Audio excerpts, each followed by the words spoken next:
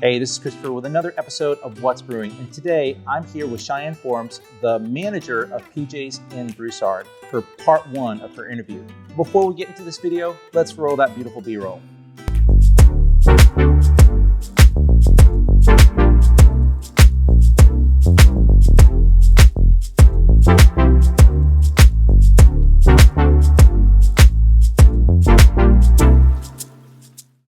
Sheyanne, thank you for having us. Absolutely. We're actually in your place today. Tell us a little bit about you. So I'm Sheyanne. I'm the daughter of the owners, Richard and Lacey Trohon. We recently took over and they decided, hey, you're going to run the coffee shop for us. Surprise. So convenient. I'm actually enjoying it. I thought it was going to be a lot more stressful than it is, but it's fun making coffees. I like interacting with the customers and everything. And So tell us a little bit about that transition. So we met the previous owners. So how long have you been in this location? How long has that transition, how long ago did that transition happen? I believe it was the second week in December. We took over on a Thursday, and that first week was kind of crazy. We had never really owned a coffee shop before. I don't know what made my parents decide, hey, let's get into the coffee business. I mean, if there's a business to get into, I secretly have wanted to own a coffee shop forever. Still a life dream. Everybody needs coffee. It's something that's never gonna go away. You'll always have those coffee drinkers. But yeah, it's been a little crazy, but it's definitely calmed down, and we're excited about how busy it's been and how great our customers are, Yeah, it's a great location. So, with Broussard growing the way it is and the way this highway is, Fat Pat's, your location, and really everything in this strip here, I expect this to continue to grow dramatically. For those who are not from Lafayette, who are not from the area, as you've kind of seen this highway build out here, obviously Youngsville is exploding with growth. Broussard's, we've got great leadership at the city level, and I think we've got some great business owners who are moving to Broussard, which is so exciting. I personally did not grow up here, but having moved here, some of my friends said, well, you moved out to the country. And I'm like, well, first off, I take offense to that. Yes, there are chickens and horses in my neighbor's backyard. And it was a draw, right? But I feel like Broussard, the saying is, small town, big business, right? And we're seeing more and more growth, especially now with this highway going all the way to, is it I-49, I believe? I never get them right. I think it's I-49, the Evangeline Thruway. It's gonna go all the way to the end, right? So this is gonna be a major thruway. So I think for you guys, that's exciting because this is gonna be a high traffic area, and I think you're gonna grow because of that. Yeah, I definitely think that this is a great location. We actually moved to Broussard probably about 6 years ago now, when there really was nothing here. And so it's crazy to see how the growth has changed. And this South Bernard that they're building is going to go all the way into Pinhook. It's going to be easier traffic for people to pass this way and everything. And so yeah, definitely I'm excited, especially when we're right here on Ambassador, for people to turn off and get their coffee. It's a great spot, and Broussard is growing and getting bigger every day. And yeah, and like you said, I don't know anyone who doesn't like coffee. Unless you've got some kind of philosophical or religious reason not to drink caffeine. For me, I tell the team that really I don't get my personality until my second cup, right? Some people get hangry. I don't know what the coffee version of it is, but don't talk to me. I love those cups that have you can approach me, but it's like you're at this part of the cup because you've drinking this much coffee. Right. But I love the vibe here, the build out. That was actually one of the first things that we really appreciated about this specific location, that it was really, really well done. If you haven't been here before, you'll know what I'm talking about when you get here. It's really comfy. Behind here, they've got some amazing sofas. If I wasn't wanting to get kicked out, I would sleep here because it's so comfortable. And then I love the beautiful blue seating here. It's just absolutely gorgeous, and everything is very sturdy. Some coffee houses, you can tell they don't have the fit and finish, but I feel like this build out, what you've got going on here, is plenty of space for anyone to sit down, feel like they can come enjoy a cup of coffee and have a great experience. So tell me a little bit about what the process has been like. Obviously, you've only been here for a few weeks at this point. When you're watching this, it'll have been longer now, of course. But what do you feel like some of the challenges for you were getting everything going? What were some of the things that you felt like were not negative challenges, but like positive growth opportunities for you? So it definitely was difficult for me because I had never really managed employees before.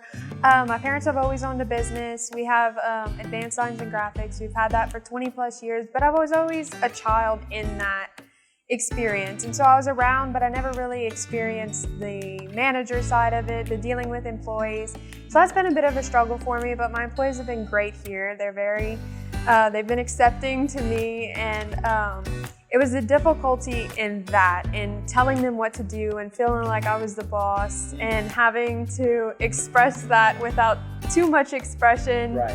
And so yeah, but I mean, it's been fun. Managing teams is so different. So I've owned a business for about 7 years. So I would say that I'm relatively new to being a business owner in the grand scheme of things. But I've been managing teams and groups of people for about 15 years. When I started off, I was about 23 when I started leading groups of people. And that was incredibly intimidating, is because I thought to myself, who am I, right? I'm the young person. They should be bossing me around, and here I am having to give guidance.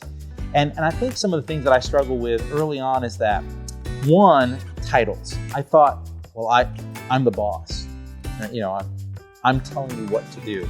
And I've learned over the years that one of my favorite phrases, and I think postures in leadership, is servant leadership. You can be assertive, and that will only get you so far. And sometimes you got to lay down the law. Like you got to let them know where to go, how to get there, and what to do when they get there. And that could be like angry or not angry. Like you've got to tell them what to do. That's part of management. But I think servant leadership is where you invest in a relationship with your staff, you build trust, and ultimately you come to an understanding that we just got to get something done, right? Get stuff done. I'll use the clean version, right? We just got to get stuff done. And it's really not about you and it's not about them. It's about what you have to do together. And that takes time. And it also takes the right people. Yeah, so that's the approach that I've been trying to take with my team, and they're really great. They have great ideas, and they have a great personality, so it's really easy to work with them. I want it done this way and certain things, and they've been great with that, but they've also been great with helping me and working along with me while I fit into this role better as a manager, Yeah, and it's something that you grow into. I think it's exciting for me, not that I'm that old. I'm 43. I have to tell myself that because I keep telling people I'm 40, but that was 3 years ago. I guess I'm at that age where I'm no longer in denial. I'm just forgetting.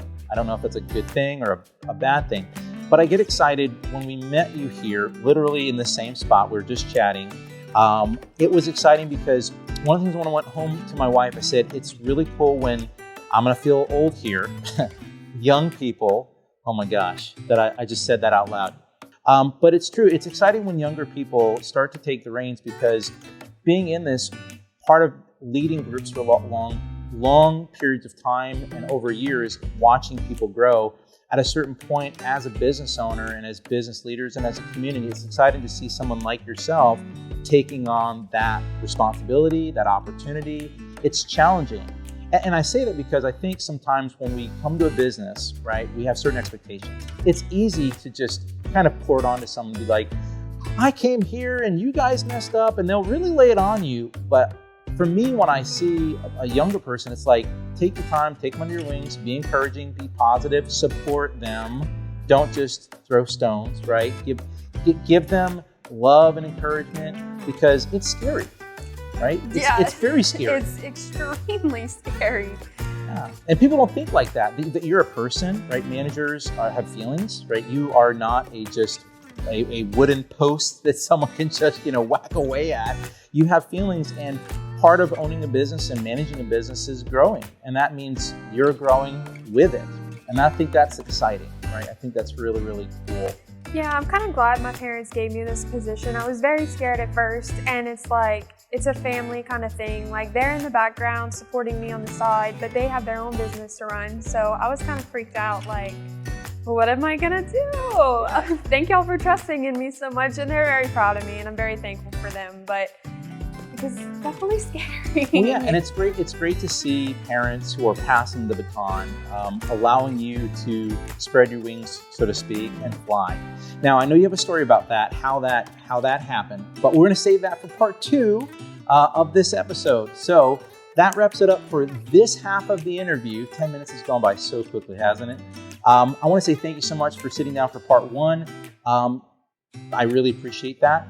If you're watching this, don't forget, we've got part two coming where we're going to start off with a story about how her parents asked her to do this. I think it was pretty funny and entertaining. We'll save that for the next one. Anyway, if you like this content, don't forget to like and subscribe. Hit that notification bell to stay up to date with everything that we're producing. As always, we hope that you're doing well. We hope that you're staying safe, and we'll see you in the next one, and more specifically in part two of this interview. See you in the next one.